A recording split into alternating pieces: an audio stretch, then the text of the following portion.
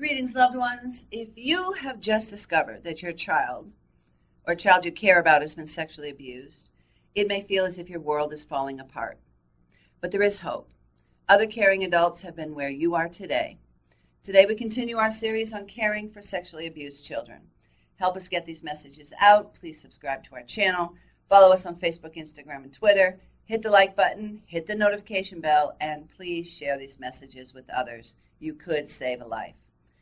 So let's begin today by discussing the impact of abuse on children. So what is the psychological impact of child sexual abuse? In the short term, it's not unusual for a child to develop some post-traumatic stress reactions that will respond to treatment. Others, particularly those who have suffered multiple traumas and received little parental support, may develop post-traumatic stress disorder, depression, and anxiety. Their ability to trust adults to take care of them may also be jeopardized.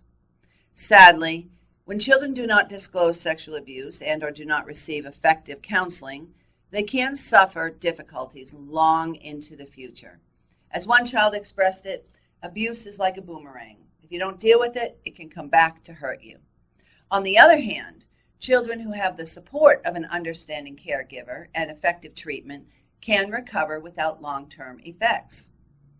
So what are the signs of post-traumatic stress reactions? There are 3 types of symptoms that occur with post-traumatic stress. One is a hyperarousal, and that means that the child is nervous and jumpy, has a heightened startle response, and may react more strongly to any anxiety-producing situation.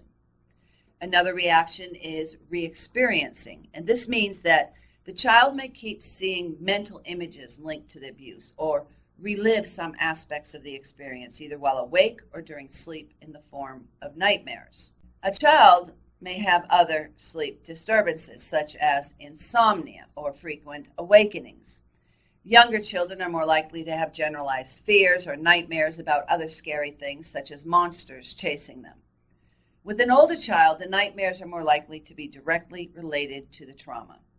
Re-experiencing also includes reactions to traumatic reminders, such as any person or a thing or an event, a sight, a smell, etc., something connected to the abuse. For example, if the abuser has a beard, the child might start to feel frightened and uncomfortable, usually without knowing why, around any man with a beard. Even being touched by another person may become a traumatic reminder. Another post-traumatic stress response is avoidance, and this means that a child avoids exposure to traumatic reminders and sometimes avoids thinking about the abuse altogether. So for example, if the abuse occurred in the basement, the child may avoid going into any basement. Reactions to and avoidance of traumatic reminders, they can become generalized. A child may begin with fear of one particular basement that generalizes to reactions to and avoidance of all basements, and from that to any room that in any way resembles a basement. Avoidance can seriously restrict a child's activities, and that's an important reason to seek help early. So what other trauma-related behaviors might you see in a toddler or school-age child? In a very young child, you might see traumatic play in which the child reenacts some aspect of the experience. For example, the child may act out running away from a bad man over and over again. The play may or may not be specific to the sexual abuse. You might see other signs of stress, such as an increase in oppositional or withdrawn behavior, tantrums, or nightmares. The child might engage in age-appropriate sexual behavior, such as trying to engage another child in oral genital contact or simulated intercourse. The child might talk about her body as being hurt or dirty. Of course, children may have these problems for other reasons, so you cannot assume they mean the child has been abused. So is the impact of sexual abuse different in adolescence? The basic symptoms of post-traumatic stress are similar, but as children grow up and develop more autonomy, the difficulties they can get into may be more serious. Teenagers have more access to substances, so to cope with hyperarousal and re-experiencing, they might be more likely to abuse substances.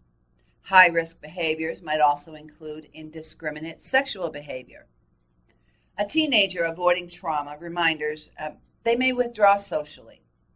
Self-cutting and suicidal behaviors are also more common among adolescents. However, with parental support and effective treatment, adolescents can avoid or overcome these problems. So what is the long-term impact of sexual abuse? Research has repeatedly shown that child sexual abuse can have a very serious impact on physical and mental health, as well as later sexual adjustment. Depending on the severity of and the number of traumas experienced, child sexual abuse can have wide-reaching and long-lasting effects on an individual's physical and mental health. Sexual abuse also tends to occur in the presence of other forms of child abuse and life adversity. The Adverse Childhood Experiences Study documents that the more traumatic experience one has, the more likely one is to have problems with substance abuse, depression, anxiety, and some chronic physical conditions. According to the CDC, over half of all the children in the world, that's 1 billion children ages 2 to 17, experience violence every year. So the question is not if you'll encounter a victim of violence. The question before God is, what will you do when you do encounter them? You could be the person who saves a life. Micah 6:8 says, He has showed you, O man, what is good, and what does the Lord require of you? To do justice, love mercy, and walk humbly with your God. You are called. We are all called to be champions for justice. There is a way out. It is not your fault. Abuse is not love. You are not alone. If you are suffering violence, reach out to someone today. If you find yourself in a dangerous situation, call 911 for help. If you know of a child or other person suffering violence, tell the authorities.